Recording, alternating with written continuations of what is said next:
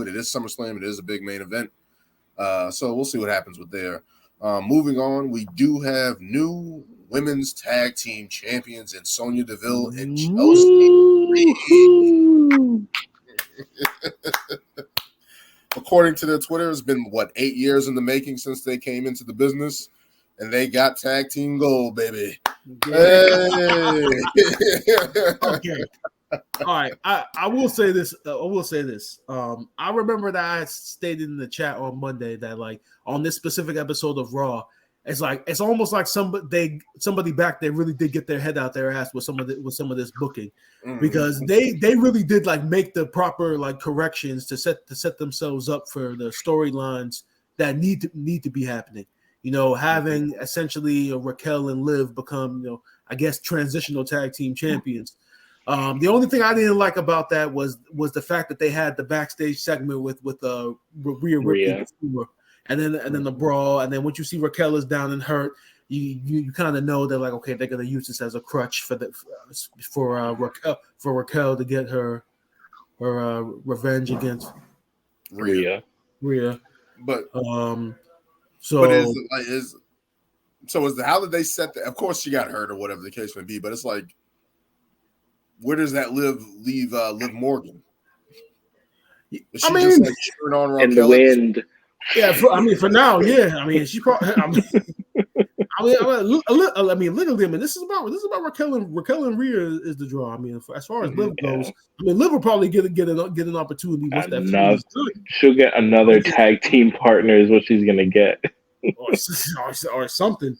But putting the titles on Chealsea Green and Sonia DeVille. When you think about we complained about that turmoil tag team or the number one contender tag team gauntlet that they had weeks ago. When you see some of these women, and some of them you haven't seen in weeks, some of them you didn't even know that they were teams. But one thing that I did notice that the majority of them were babyface teams.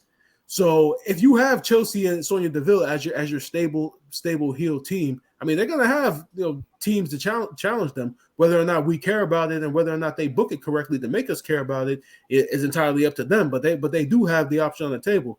I can already see right now the number one challenger for them is going to be Kaden Carter and Katana Chance. So they're definitely because they do have a victory over them. I think they faced Chealsea Green and Sonya Deville in their debut.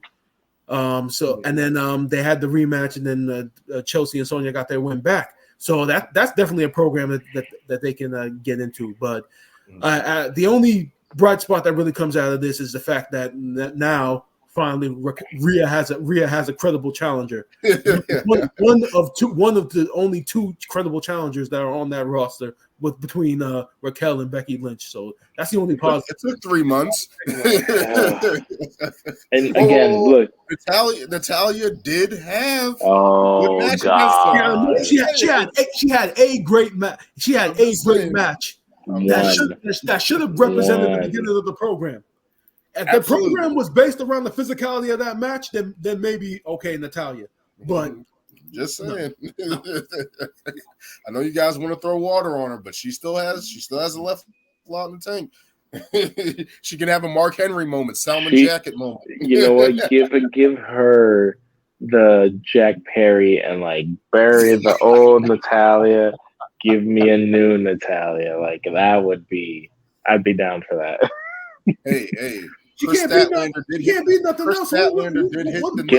What exactly is she burying? Like I said, I'm yo, how long has she been using Bret Hart's music? Literally since she debuted. I'm give me a new something and reinvent just something. But my thing with this whole tag team thing is look again, 2 title changes already in a span of a month. Couple weeks. Exactly. And it's just if anything would needs to be done, it's just establish a women's tag division, please. Just give me 4 core teams and keep them together and either rename them or give them that's the plan, I think this is the beginning of it. Like, I hope so. It's just like I'm fine, and I'm fine with Chealsea Green and Sonia DeVille weaseling their way out for weeks, like beating whoever the new tag teams are that are going to form, or whatever the case may be. Have them just cheat to win. I'm fine with that.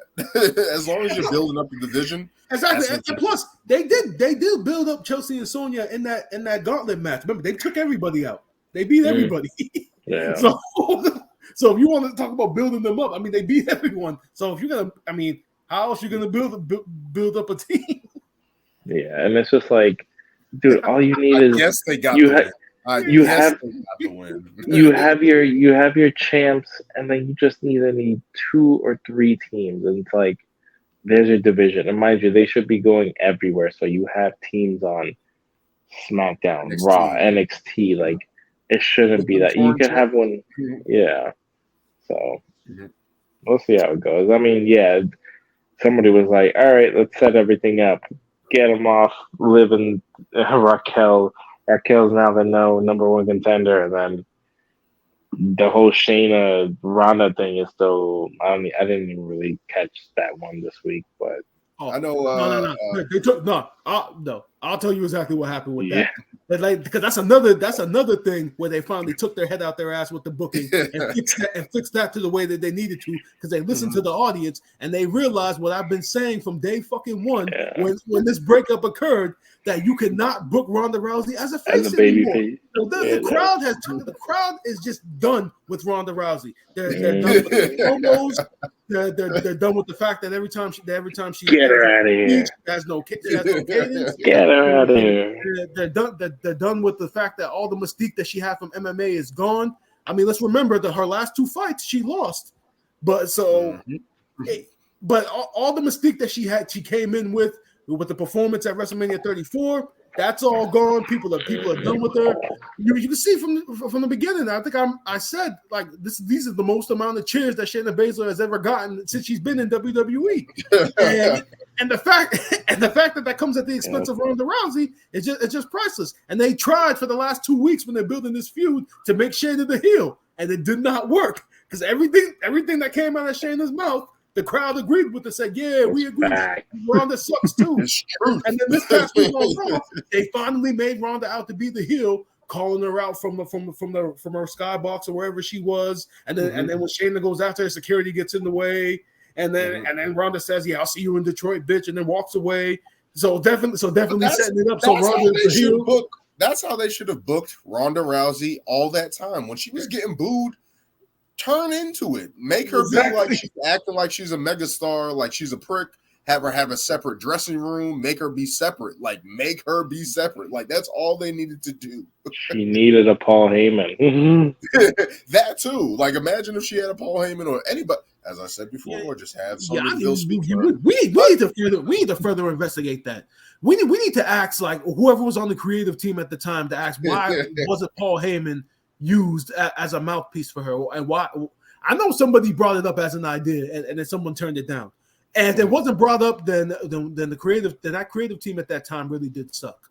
So someone needs to clarify with me: was it brought up? And if it wasn't brought up, why wasn't it brought up? This is the same creative team that had Curtis Axel as a Paul Heyman guy. I'm just saying. I will never forget that. I'll never. Curtis Axel as a Paul Heyman guy, but Ronda Rousey potentially as the first woman Paul Heyman guy. Like, they could have done that. Was Cesaro a Paul Heyman guy for a hot second? At one point, yeah. He was too. That shit didn't work either. They tried. That shit didn't work. Oh my god! I will never forget Curtis Axel. And I remember apparently Ryback was a Paul Heyman guy too. The same time with Curtis Axel. Fucking Ryback. Ryback, who right now is having a social media beef with Booker T, mind you. That man stays beefing with people on Twitter like nonstop. No, and I think Booker T was like, "Yeah, I'll fight you." yeah, Ryback called to a fight. I mean, this is Booker T who beat up Batista. This is Booker T who beat up Batista. I'm just saying, Booker T ain't no bitch. So we'll see how that goes with that. But we have the Judgment Day as well, basically running Raquel Rodriguez a little bit, facing Kevin Owens and Sami Zayn. Liv Morgan came out during that match, took out Rhea Ripley, kind of distracted her. Dirty Dom ended up taking the pinfall there against Sami. That was a good tag team match. What do you guys think about that going down there? All right. Well, the Judgment Day is indeed not only taking